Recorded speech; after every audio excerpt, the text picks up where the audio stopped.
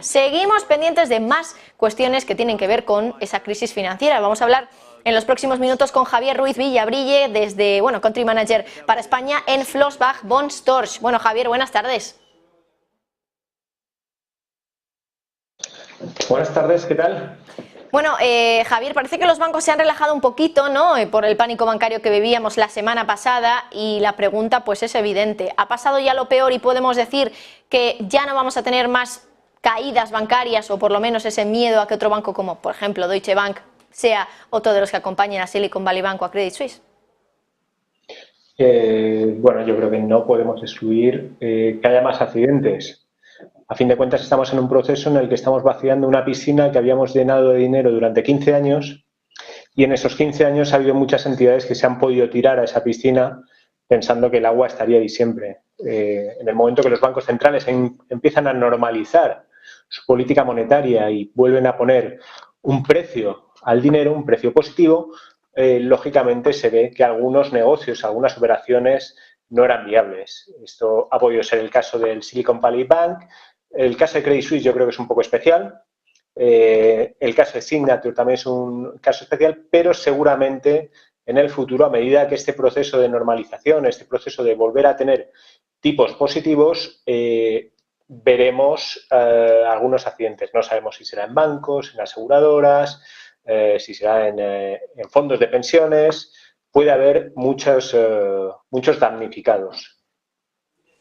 Y claro, mientras tanto, los bancos centrales, por cierto, la semana pasada y la anterior, BCE y la Reserva Federal, diciendo que todavía hay que subir más los tipos de interés. El mercado ya sí que no se los cree, después sobre todo de que Neil Kashkari, uno de los miembros de la FED, dijera también el otro día que una crisis como esta, por naturaleza, nos puede acercar un poco más a una recesión.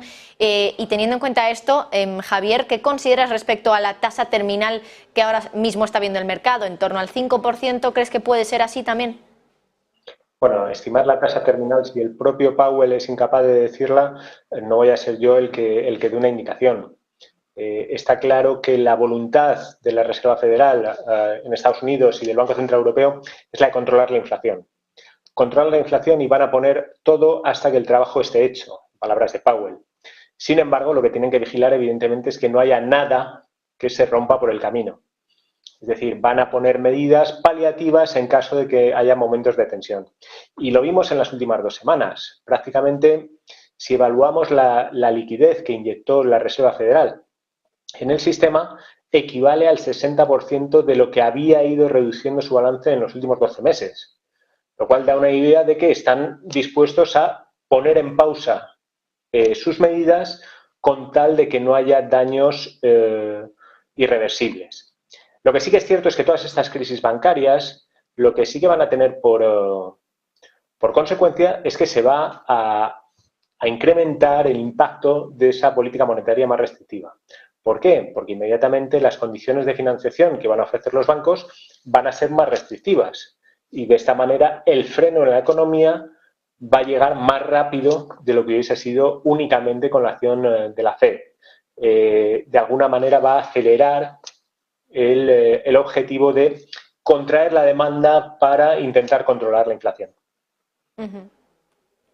Bueno, además, la inflación desde luego que sigue en el foco, y esta semana vamos a conocer datos de la inflación PC, el dato favorito de la FED cuando hablamos de inflación. ¿Crees que en este caso, porque en el último tuvimos un dato que por lo menos no tenía sentido un poco con ese discurso de Powell de la desinflación que nos vino advirtiendo en los primeros meses, de 2023, en las primeras semanas? Luego llegó el dato de inflación PCE, decepcionó al mercado y al final hizo que Powell también cambiara su discurso. ¿Qué podemos esperar de la inflación PCE para este viernes y, en definitiva, para todo el año 2023? ¿Van a ser capaces los bancos centrales o la Reserva Federal en controlar esa inflación gracias en gran medida a esta crisis bancaria?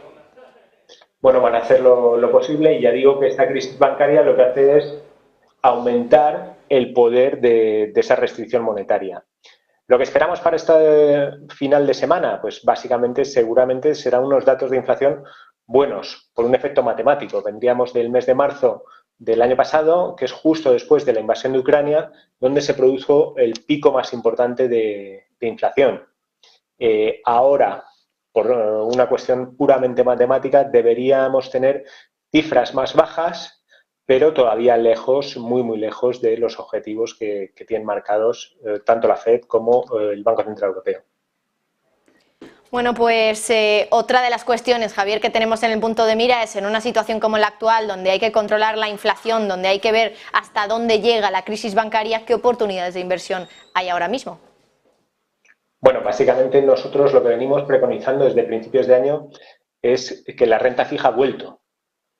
Todo lo que sufrimos el año pasado con esa subida de tipos de interés, al final lo que hace es que los bonos vuelvan a tener una rentabilidad, un carry positivo, y eso les vuelve a dar ese papel tradicional que han tenido de equilibrar nuestras carteras.